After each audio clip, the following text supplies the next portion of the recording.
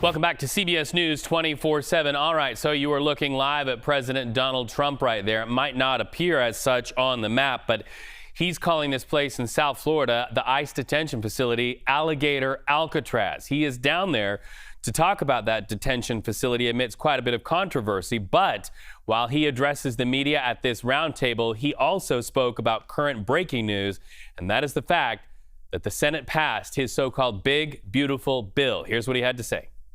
I just heard that about the Senate, and the bill just passed, and it tells you there's something for everyone. I mean, it's a great bill.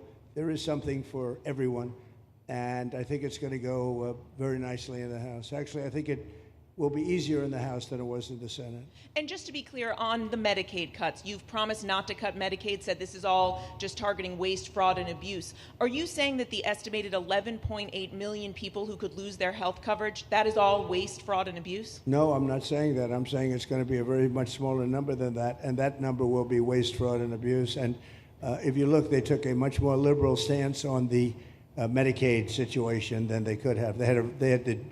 They had a tough stance and a weak stance. They took not a very strong stance on that to start off, and it's waste, fraud, and abuse, and everybody wants that covered. What number is that? What analysis are you seeing? I'm not seeing a number, but I know it's much less than the number you gave. And we really were very, very cognizant of three things. Social Security, we're going to take care of it beautifully.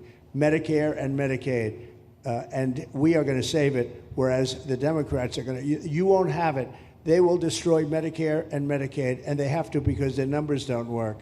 So it's not going to happen. They're the ones that have destroyed Medicare. They have made it so bad already, they're going to make it a lot worse. But now we'll be in charge, so we're going to have no problem with Medicaid or Medicare or Social Security. Thank you.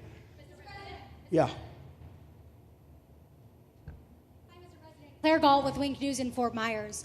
What is your direction to ICE when it comes to arresting farm workers here illegally, other workers in industries that are pretty critical to Florida's economy? Yeah.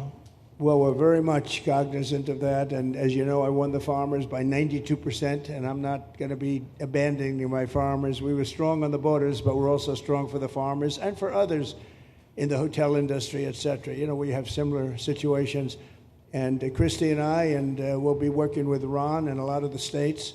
We're going to work something where the farmers can be responsible for some of the people they have people run for 10, 15 years that they know very well. We're going to put them responsible and we're going to issue a form of a card or document, and the farmers are going to be responsible for these people. They're not going to have citizenship, but they'll be working, they'll be paying taxes. We need to get our farmers the people they need, otherwise our farmers aren't going to be able to do their land.